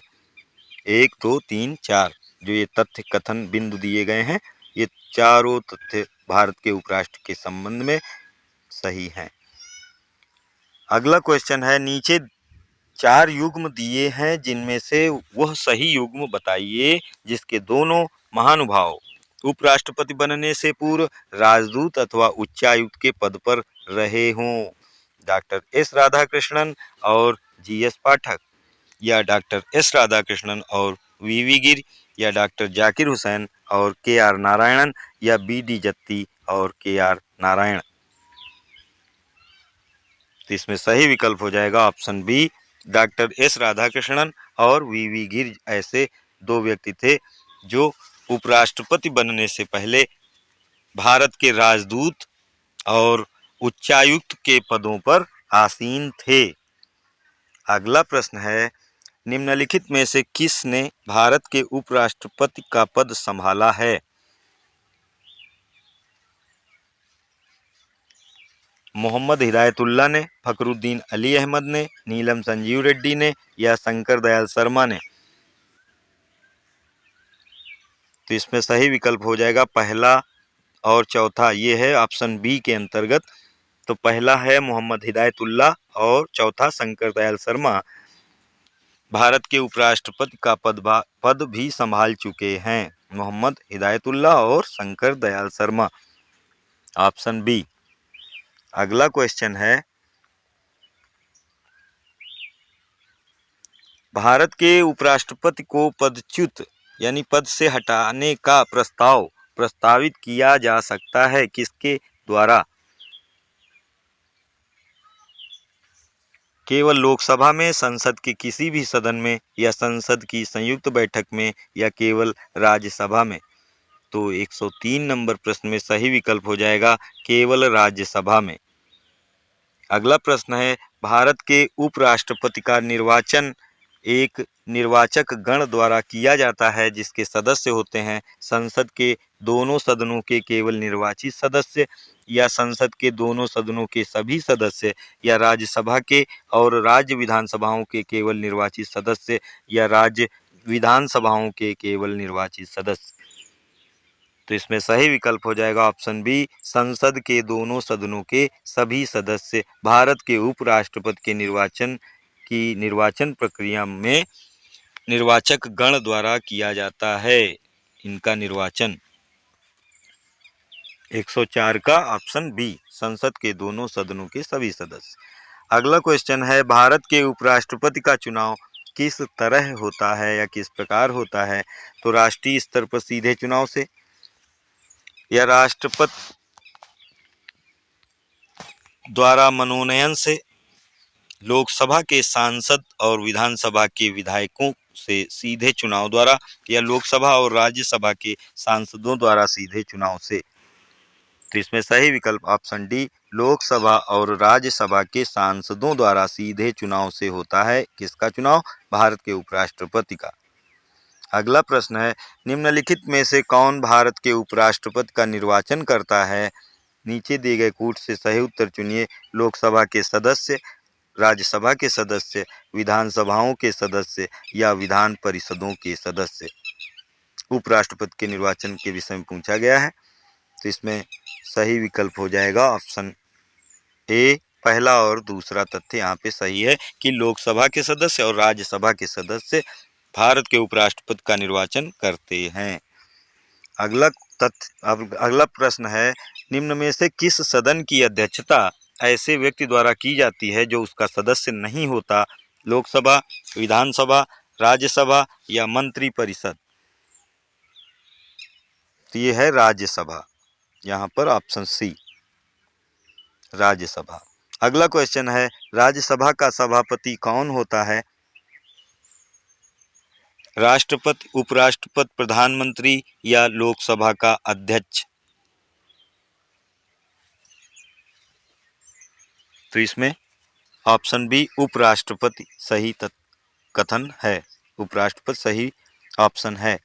राज्यसभा का सभापति कौन होता है? तो होता है उपराष्ट्रपति, ऑप्शन बी। अगला प्रश्न है, श्री मोहम्मद हामिद अंसारी का भारत के उपराष्ट्रपति के रूप में क्रमांक कौन सा है? 109 नंबर प्रश्न में सही विकल्प हो जाएगा ऑप्शन सी। ये 12वें क्रमांक पर भारत के उपराष्ट्रपति बने थे। अगला प्रश्न है, मंत्रिपरिषद सामूहिक रूप से उत्तरदायी होता है किसके प्रति? लोकसभा के प्रति, एक संवैधानिक बाध्यता के अंतर्गत, अनुच्छेद 75(3) के अनुसार या अनुच्छेद 74(3) के अनुसार, या उपरोक्त में से कौन सा कथन सही है? तो प्रश्न संख्या 110 में सही विकल्प हो जाएगा ऑप्शन बी। पहला, दूसरा और तीसरा बिंदु जो है यहाँ पे सही है। पहला, दूसरा, तीसरा क्रमशः, पहला, तीसरा और चौथा, पहला है लोकसभा के प्रति और तीसरा है अनुच्छेद 75(3) के अनुसार और चौथा है अनुच्छेद 74(3) के अनुसार। तो ऑप्शन सी यहाँ पे सही हो जाएगा। अगला क्वेश्चन है, भारत के प्रधानमंत्री की नियुक्ति के समय जरूरी नहीं है कि वह संसद के दोनों सदनों में से एक का आवश्यक रूप से सदस्य हो, परंतु उसे 6 माह के अंदर आवश्यक रूप से दोनों में से एक सदन का सदस्य हो जाना चाहिए। और दूसरा, जरूरी नहीं कि वह संसद के दोनों सदनों में से एक का आवश्यक रूप से सदस्य हो, परंतु उसे 6 माह के अंदर लोकसभा का सदस्य हो जाना चाहिए। और संसद के दोनों सदनों में से एक का आवश्यक रूप से सदस्य हो जाना चाहिए या आवश्यक रूप से लोकसभा का सदस्य हो जाना चाहिए। तो 111 नंबर प्रश्न में सही उत्तर हो जाएगा ऑप्शन ए। भारत के प्रधानमंत्री की नियुक्ति के समय जरूरी नहीं है कि वह संसद के दोनों सदनों में से एक का, यानी राज्यसभा या लोकसभा का आवश्यक रूप से सदस्य हो, परंतु उसे 6 माह के अंदर आवश्यक रूप से दोनों सदनों यानी लोकसभा या राज्यसभा में से एक सदन का सदस्य हो जाना आवश्यक है। तो इसमें सही विकल्प ऑप्शन ए हो जाएगा। अगला क्वेश्चन है, निम्नलिखित में से कौन सा शब्द शब्दावली भारत के संविधान में उल्लिखित नहीं है? वार्षिक वित्तीय विवरण, विनियोग विधेयक, बजट या भारत की संचित निधि? तो 112 नंबर प्रश्न में सही विकल्प हो जाएगा ऑप्शन सी। बजट शब्द या शब्दावली को भारत के संविधान में वर्णित नहीं किया गया है, उल्लिखित नहीं किया गया है। इसकी जगह पे वार्षिक वित्तीय विवरण मिलता है। अगला प्रश्न है, भारत की संसद के संबंध में निम्नलिखित में से कौन सा कथन सही नहीं है? संविधान में एक संसदीय प्रणाली की सरकार का प्रावधान है, या संसद का सर्वप्रमुख कार्य है मंत्रिमंडल का प्रावधान करना, या मंत्रिमंडल की सदस्यता निम्न सदन तक सीमित है, या मंत्रिमंडल को लोकप्रिय सदन में बहुमत का विश्वास प्राप्त रहना चाहिए? तो 113 नंबर प्रश्न में सही विकल्प हो जाएगा ऑप्शन सी। मंत्रिमंडल की सदस्यता निम्न सदन तक सीमित है। अगला प्रश्न है, प्रधानमंत्री मनमोहन सिंह पंजाब से लोकसभा के सदस्य थे, या पंजाब से राज्यसभा के सदस्य थे, या राजस्थान से राज्यसभा के सदस्य थे, या असम से राज्यसभा के सदस्य थे? तो 114 नंबर प्रश्न में सही विकल्प हो जाएगा ऑप्शन डी। असम से राज्यसभा के सदस्य चुनकर संसद पहुंचते थे और वहीं से इनका चयन प्रधानमंत्री के पद पर सर्वसम्मति से सभी सांसद करते थे। अगला प्रश्न है, केंद्रीय सरकार के संदर्भ में निम्नलिखित कथनों पर विचार कीजिए। भारत के संविधान में उपबंध है कि समस्त कैबिनेट मंत्री अनिवार्य रूप से केवल लोकसभा के ही आसीन सदस्य होंगे। और दूसरा बिंदु है कि केंद्रीय कैबिनेट सचिवालय संसदीय कार्य मंत्रालय के निदेशाधीन कार्य करता है। उपर्युक्त कथनों में से कौन सा या कौन से सही हैं? तो 115 नंबर प्रश्न में विकल्प डी सही होगा। ना तो पहला सही है और ना ही दूसरा सही है। देख लीजिएगा, पहला दूसरा दोनों तथ्य यहाँ पे गलत दिया गया है। 115 का विकल्प डी। अगला क्वेश्चन है, केंद्रीय सरकार के संदर्भ में निम्नलिखित कथनों पर विचार कीजिए। 15 अगस्त 1947 को केंद्र में मंत्रालयों की संख्या 18 थी। वर्तमान में केंद्र में मंत्रालयों की संख्या 36 है। उपरोक्त कथनों में से कौन सा सही है या कौन से सही है? तो प्रश्न संख्या 116 का विकल्प ए केवल पहला कथन यहाँ पे सही है और दूसरा वाला तो बिल्कुल गलत दिया गया है। तो यहाँ पे देख लीजिएगा। अगला प्रश्न है, निम्न कथनों पर विचार कीजिए और दिए गए कूटों से सही उत्तर का चयन कीजिए। कथन दिया गया है, किसी व्यक्ति को उप प्रधानमंत्री कहना केवल राजनीतिक निर्णय है, कारण वह उसे प्रधानमंत्री का कोई अधिकार प्रदान नहीं करता। तो इसमें ऑप्शन बी ए तथा आर दोनों तथ्य सही दिए गए हैं तथा आर ए की सही व्याख्या नहीं है। आर जो है ए की सही व्याख्या नहीं करता है। कथन दोनों सही दिए गए हैं बाकी। तो ऑप्शन बी यहाँ पे सही हो जाएगा। इस 117 नंबर प्रश्न में सही ऑप्शन बी। अगला प्रश्न है, संघीय मंत्रिमंडल का पुनर्गठन किसकी रिपोर्ट पर आधारित था? गोपालास्वामी आयंगर के रिपोर्ट पर या के एम मुंशी की रिपोर्ट पर या टी कृष्णामाचारी की रिपोर्ट पर या फिर बी.सी. रॉय की रिपोर्ट पर? तो ये है ऑप्शन ए गोपालास्वामी आयंगर की रिपोर्ट पर संघीय मंत्रिमंडल का पुनर्गठन आधारित था। अगला क्वेश्चन है, मंत्रिपरिषद किसके प्रति उत्तरदायी होती है? संसद के, राष्ट्रपति के या लोकसभा अध्यक्ष के या लोकसभा अध्यक्ष तथा राज्यसभा के सभापति के प्रति? तो ये है ऑप्शन ए संसद के प्रति मंत्रिपरिषद उत्तरदायी होती है। यहाँ उत्तर हो जाएगा संसद के प्रति। ऑप्शन ए 119 नंबर प्रश्न में सही उत्तर हो जाएगा ऑप्शन ए। अगला प्रश्न है, कथन ए और कारण आर से संबंधित। कथन दिया गया है, भारत संघ में मंत्रिपरिषद संयुक्त रूप से लोकसभा और राज्यसभा दोनों के प्रति उत्तरदायी है। इसका कारण भी दिया गया है कि लोकसभा और राज्यसभा दोनों के सदस्य संघीय सरकार में मंत्री बनने के लिए पात्रता रखते हैं। यहाँ पे कथन और कारण दोनों सही हैं और कथन कारण का सही स्पष्टीकरण है। इसमें कौन सा कथन सही विकल्प सही होगा? तो कथन गलत है पर कारण सही है, ऑप्शन डी।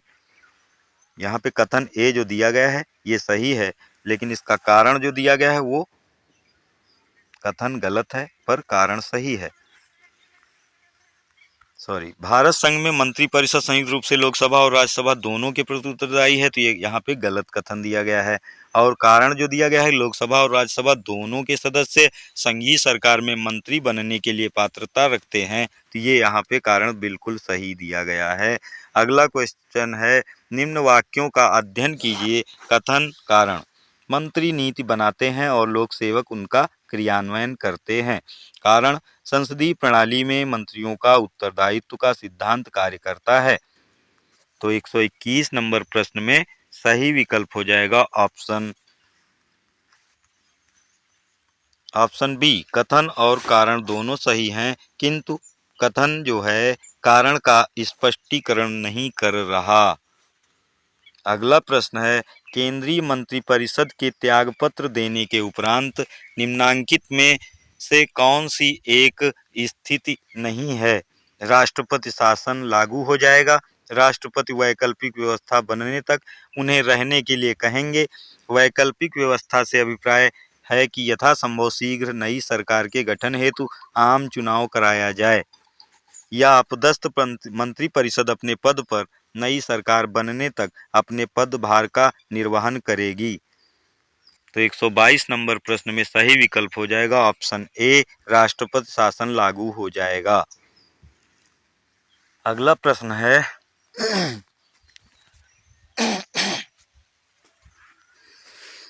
भारत के संविधान के निम्नलिखित अनुच्छेदों में से किसके द्वारा प्रत्येक राज्य की कार्यपालिका शक्ति का इस प्रकार प्रयोग किया जाएगा जिससे संघ की कार्यपालिका शक्ति के प्रयोग में कोई अड़चन या व्यवधान ना हो या उस पर कोई प्रतिकूल प्रभाव ना पड़े। तो इसमें सही उत्तर हो जाएगा अनुच्छेद 357 ऑप्शन ए। अगला प्रश्न है निम्नलिखित में से कौन सा आधिकारिक दस्तावेज भारत से संबंधित है?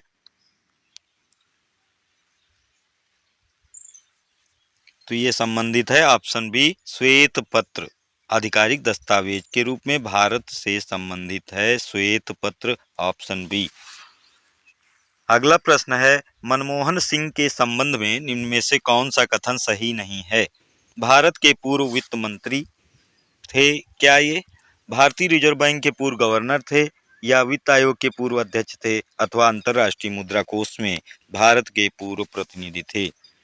तो 125 नंबर प्रश्न में सही जो तथ्य विकल्प नहीं है वो है 125 का ऑप्शन सी, वित्त आयोग के पूर्व अध्यक्ष मनमोहन सिंह नहीं थे, बाकी सब कुछ थे जो इसमें ऑप्शन में ए, बी और डी में दिया गया है।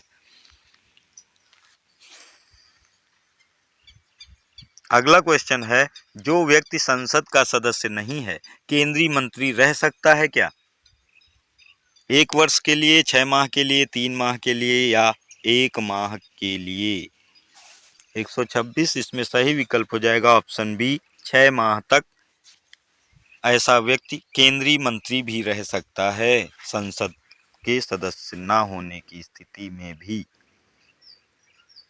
अगला प्रश्न है निम्नलिखित संविधान संशोधनों में से कौन सा एक बताता है कि मंत्रिमंडल के कुल मंत्रियों की संख्या प्रधानमंत्री को सम्मिलित करते हुए लोकसभा के सदस्यों की कुल संख्या के 15% से अधिक नहीं होगी? तो ये बताता है अनुच्छेद 91वां संविधान संशोधन, ऑप्शन बी यहाँ पे सही हो जाएगा 91वां संविधान संशोधन।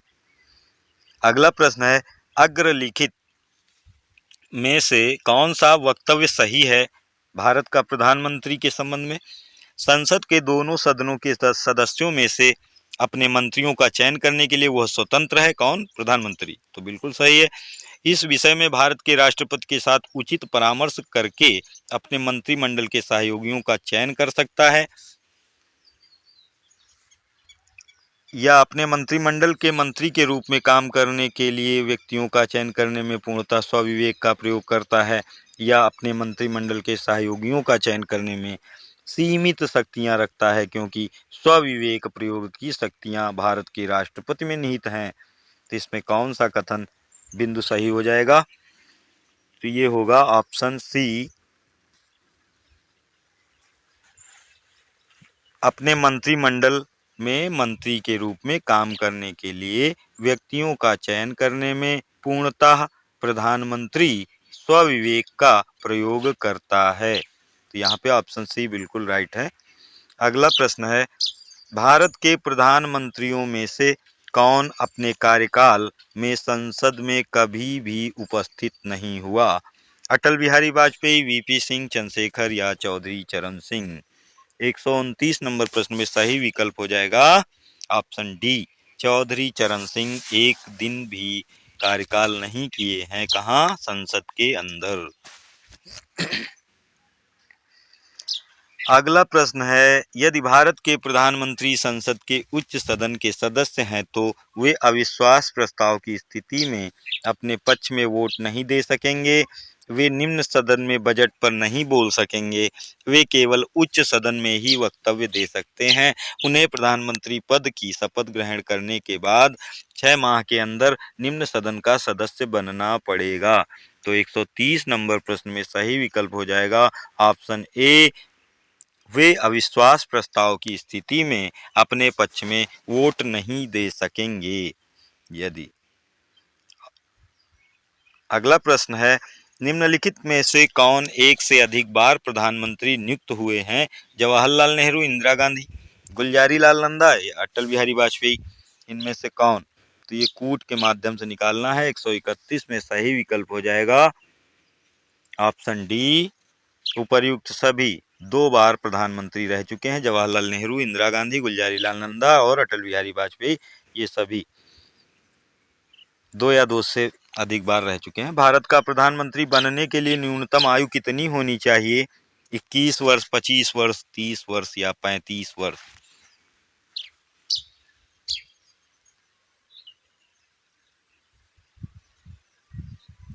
तो इसमें सही उत्तर हो जाएगा ऑप्शन बी, 25 वर्ष। भारत का प्रधानमंत्री बनने के लिए न्यूनतम आयु होनी चाहिए 25 वर्ष। 132 का विकल्प बी। अगला प्रश्न है, प्रधानमंत्री को लोकसभा के द्वारा चुना जाता है, संसद के द्वारा चुना जाता है? प्रधानमंत्री को लोकसभा के द्वारा चुना जाता है या संसद के द्वारा या राष्ट्रपति के द्वारा नियुक्त किया जाता है या लोकसभा में बहुमत प्राप्त पार्टी द्वारा नामित किया जाता है? तो इसमें सही विकल्प होगा राष्ट्रपति के द्वारा नियुक्त किया जाता है। किसको? प्रधानमंत्री को। अगला प्रश्न है, स्वतंत्र भारत के प्रथम वित्त मंत्री थे कौन? गुलजारी लाल नंदा या जॉन मथाई या कृष्णमाचारी या श्रीमती सरोजिनी नायडू? तो 134 नंबर प्रश्न में सही विकल्प हो जाएगा option B, John Mathai. Shri John Mathai स्वतंत्र भारत के पहले वित्त मंत्री थे। अगला क्वेश्चन है, संविधान में मंत्रिमंडल शब्द का एक ही बार प्रयोग हुआ है और वह किस अनुच्छेद में है? अनुच्छेद 352 में या 74 में या 356 में या अनुच्छेद 76 में? तो 135 नंबर प्रश्न में सही विकल्प हो जाएगा ऑप्शन ए, अनुच्छेद 352 में एक ही बार प्रयोग हुआ है। कौन सा शब्द? मंत्रिमंडल शब्द। अगला क्वेश्चन है, मंत्रिपरिषद के विरुद्ध अविश्वास प्रस्ताव लाने के लिए लोकसभा के सदस्यों की संख्या होनी चाहिए कितनी? 30, 40, 50 या 60? तो ये होनी चाहिए ऑप्शन सी, 50 सदस्यों की संख्या होनी चाहिए। अविश्वास प्रस्ताव लाने के लिए लोकसभा के सदस्यों की संख्या कितनी होनी चाहिए? तो ऑप्शन सी, 50 होनी चाहिए। अगला प्रश्न है, निम्नलिखित में से किसका भारत के संविधान में तो स्पष्ट उल्लेख नहीं है पर परिपाटी के रूप में पालन किया जाता है?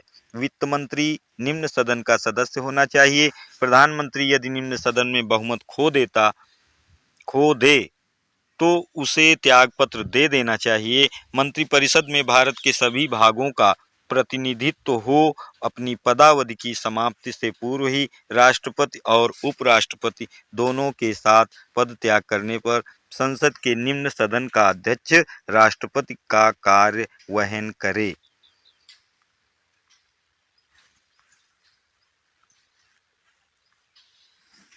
तो 137 नंबर प्रश्न में सही विकल्प हो जाएगा ऑप्शन बी, प्रधानमंत्री यदि निम्न सदन में बहुमत खो देता है तो उसे त्यागपत्र दे देना चाहिए। अगला प्रश्न है, उप प्रधानमंत्री पद का सृजन मूल संविधान के अंतर्गत हुआ था या संविधान के प्रावधानों से हटकर हुआ या 44वें संविधान संशोधन के द्वारा हुआ या फिर 85वें संविधान संशोधन के द्वारा हुआ? तो 138 नंबर प्रश्न में सही विकल्प हो जाएगा ऑप्शन बी, संविधान के प्रावधानों से हटकर हुआ है क्या? उप प्रधानमंत्री पद का सृजन। अगला प्रश्न है, भारत के किस प्रधानमंत्री की मृत्यु देश के बाहर हुई? तो वो तो सब जग जाहिर है, लाल बहादुर शास्त्री। 139 सी, 139 में सही विकल्प हो जाएगा ऑप्शन सी, लाल बहादुर शास्त्री, जिनकी मृत्यु ताशकंद में हुई थी, जो कि भारत देश के बाहर का एक स्थान है।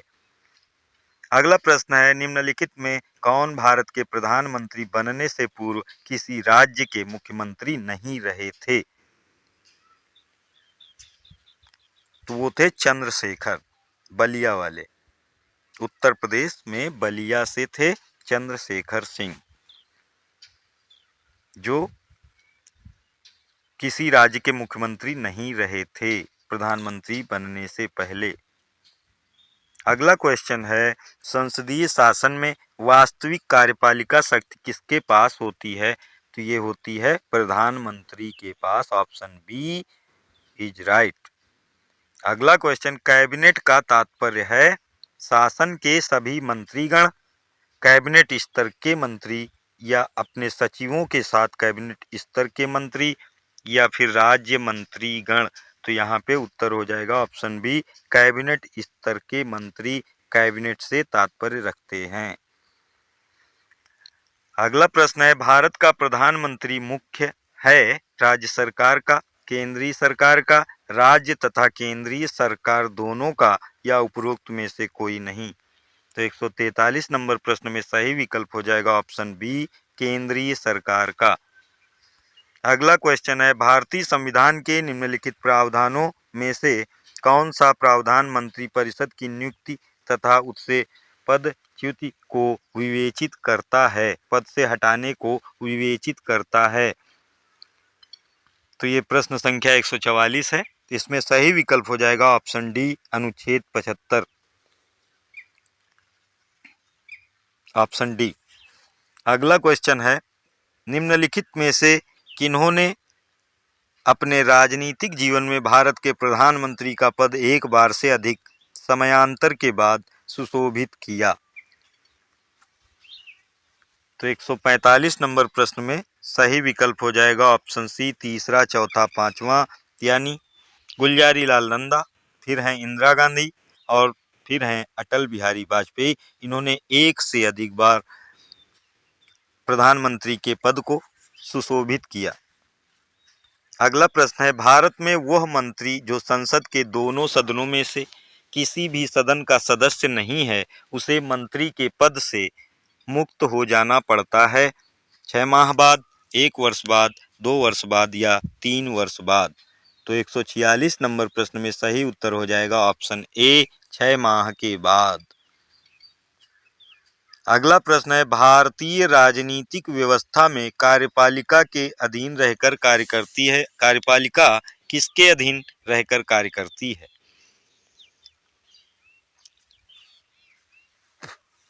तो ये करती है विधायिका के अधीन रहकर अपना कार्य करती है। कौन? कार्यपालिका। ऑप्शन बी, 147 का ऑप्शन उत्तर बी हो जाएगा, विधायिका।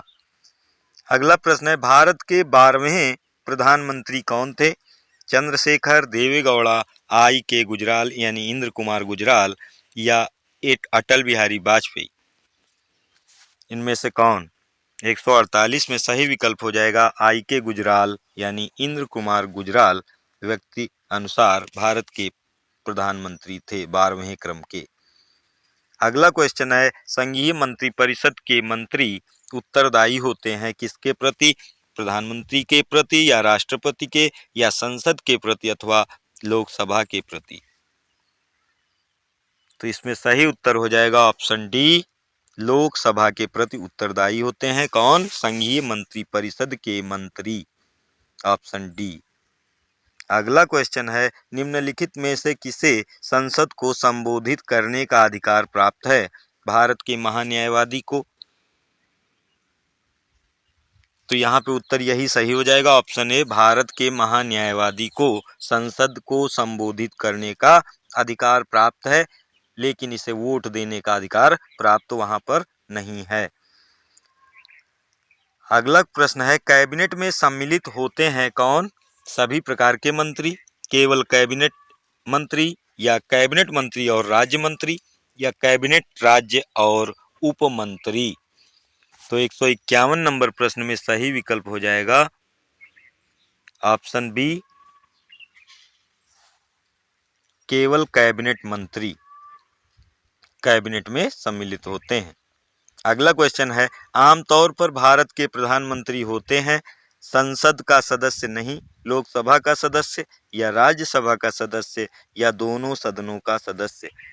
तो 152 नंबर प्रश्न में सही विकल्प हो जाएगा ऑप्शन बी, लोकसभा का सदस्य आमतौर पर भारत के प्रधानमंत्री होते हैं, कुछ अपवादों को छोड़कर। अगला क्वेश्चन है, निम्नलिखित कर्तव्यों में से कौन से एक कर्तव्य का भारत के नियंत्रक एवं महालेखा परीक्षक द्वारा पालन नहीं किया जाता? तो इसमें सही विकल्प कौन सा है? तो हम विकल्प डायरेक्ट सही वाला पढ़े दे रहे हैं कि ऑप्शन डी, सार्वजनिक धन की प्राप्ति और निर्गम का नियंत्रण करना और यह सुनिश्चित करना कि सार्वजनिक राजस्व राजकोष में जमा हो। यही विकल्प यहाँ पर सही है। किस संबंध में प्रश्न? कर्तव्यों, निम्नलिखित कर्तव्यों में से कौन से एक कर्तव्य का भारत के नियंत्रक एवं महालेखा परीक्षक कंट्रोलर एंड ऑडिटर जनरल के द्वारा पालन नहीं किया जाता? तो वो ऑप्शन डी वाला पालन नहीं किया जाता। शेष ABC के पालन किए जाते हैं। इसको आप श्रिंक करके पढ़ सकते हैं। अगला क्वेश्चन है, निम्नलिखित कथनों पर विचार कीजिए। भारत में राज्य के महाधिवक्ता की नियुक्ति भारत के राष्ट्रपति द्वारा संबंधित राज्य के राज्यपाल की अनुशंसा पर की जाती है। और दूसरा है, सिविल प्रक्रिया संहिता के उपबंधों के अनुसार राज्य स्तर पर उच्च न्यायालयों की मूल अपीलीय तथा सलाहकारी अधिकारिता होती है। उपर्युक्त कथनों में से कौन सा या कौन से सही हैं? तो प्रश्न संख्या 154 है ये। तो इसमें सही विकल्प हो जाएगा ऑप्शन डी। ना तो पहला सही है और ना ही दूसरा सही। दोनों तथ्य यहाँ पर गलत दिए गए हैं, इनको आप देख लीजिए। और अगला प्रश्न है, भारत के महान्यायवादी अटॉर्नी जनरल ऑफ इंडिया के विषय में निम्नलिखित कथनों पर विचार कीजिए। तो 155 नंबर प्रश्न में सही विकल्प हो जाएगा ऑप्शन ए। पहला और दूसरा यहाँ पे बिल्कुल सही कथन है, बाकी तीसरा चौथा गलत है। और पहला विकल्प है क्या? वह भारत के राष्ट्रपति द्वारा नियुक्त किया जाता है। ठीक है, उसमें वही योग्यताएं होनी चाहिए जो सर्वोच्च न्यायालय के न्यायाधीश की होती हैं। ये दोनों बिंदु अटॉर्नी जनरल ऑफ इंडिया के विषय में यानी भारत के महान्यायवादी के विषय में बिल्कुल सही हैं। अगला क्वेश्चन है, भारत सरकार को कानूनी विषयों पर कौन परामर्श देता है? अटॉर्नी जनरल या उच्चतम न्यायालय का मुख्य न्यायाधीश या विधि आयोग के अध्यक्ष या इनमें से कोई नहीं?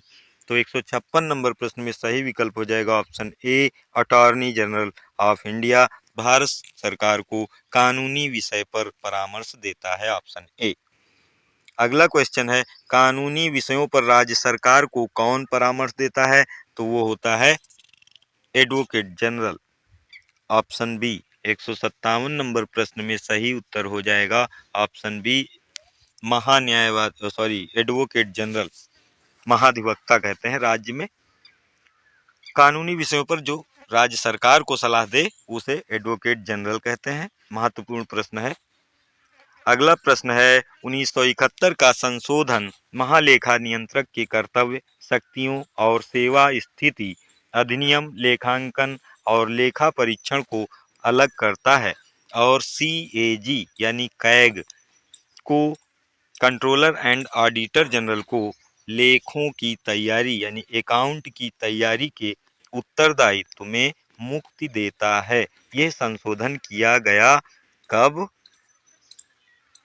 158 में सही उत्तर हो जाएगा ऑप्शन बी, 1976 में, ऑप्शन बी। अगला प्रश्न है, भारत के नियंत्रक एवं महालेखा परीक्षक के पद पर नियुक्ति का कार्यकाल कितना होता है? 4 वर्ष, 5 वर्ष, 6 वर्ष या 7 वर्ष? तो ये होता है 6 वर्ष के लिए।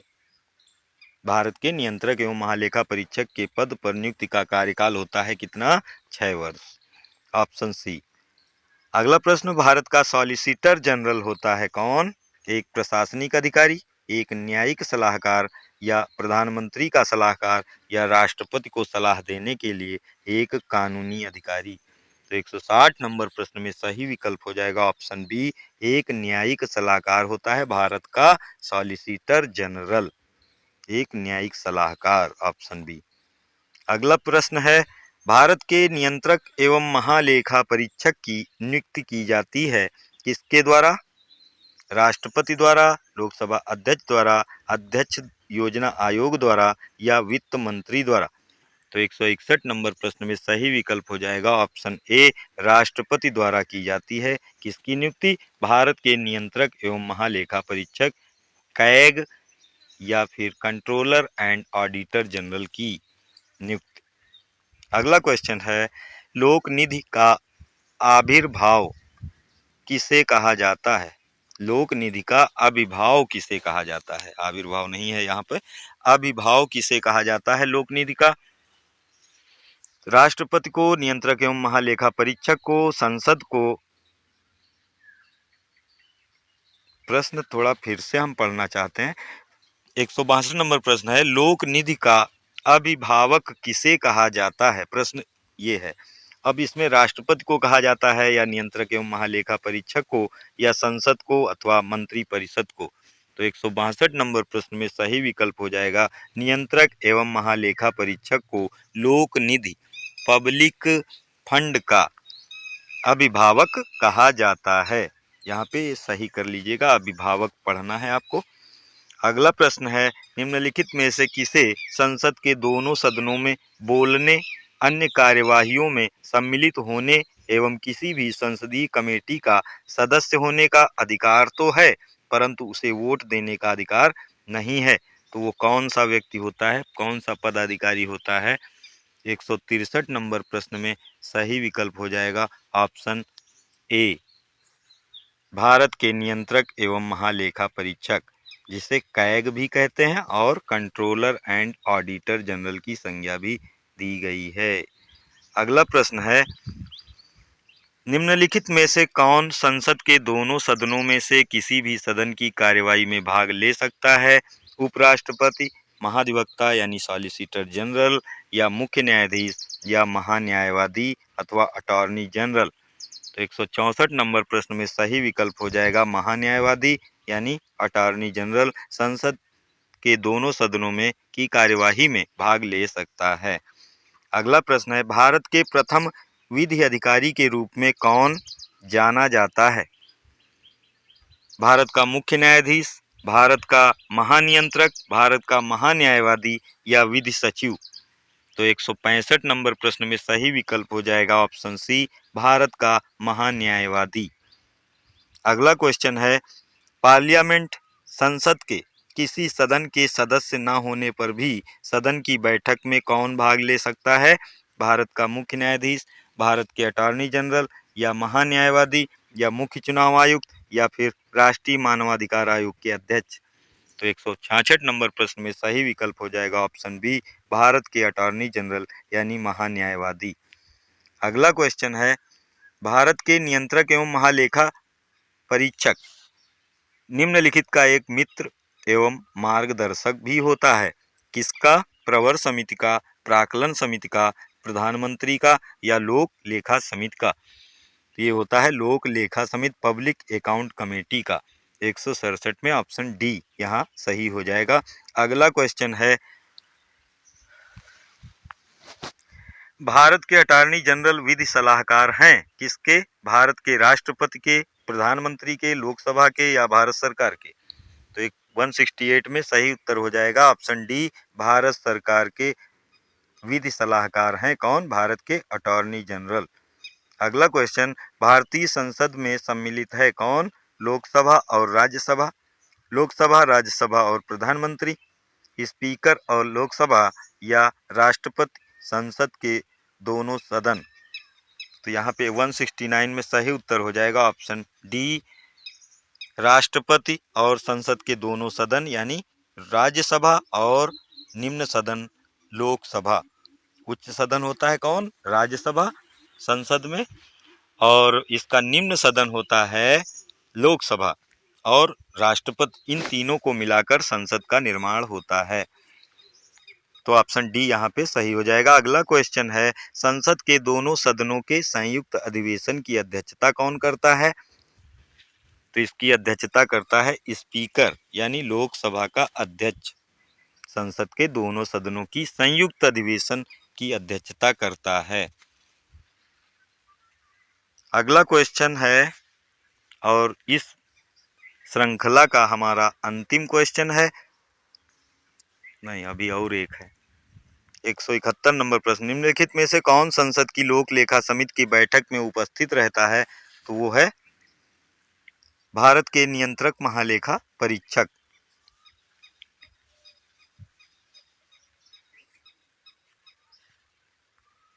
हाँ, इसमें ऑप्शन सी हो जाएगा 171 का सी, भारत के नियंत्रक महालेखा परीक्षक। अगला क्वेश्चन, निम्नलिखित में से किसके द्वारा भारत के नियंत्रक एवं महालेखा परीक्षक के पद का सृजन किया गया है? संसदीय अधिनियम द्वारा, संविधान द्वारा, मंत्रिमंडल के संकल्प द्वारा या उपर्युक्त में से कोई नहीं? तो 172 नंबर प्रश्न में सही उत्तर हो जाएगा संविधान द्वारा, ऑप्शन बी।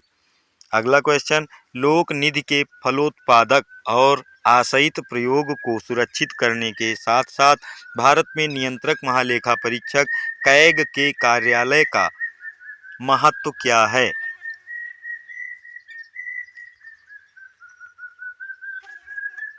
तो इसमें सही विकल्प हम डायरेक्ट बताए दे रहे हैं कि दूसरा और तीसरा बिंदु यहाँ पे सही है। दूसरे में है, कैग की मंत्रालयों द्वारा कार्यान्वित परियोजनाओं और कार्यक्रमों पर जारी किए गए प्रतिवेदनों पर लोक लेखा समिति पैक विचार विमर्श करती है।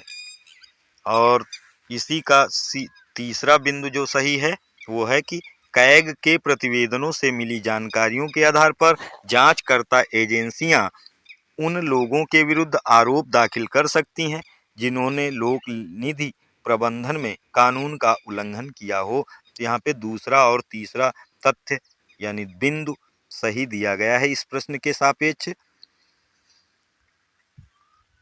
और ये हमारा अंतिम प्रश्न भी था इस श्रृंखला का।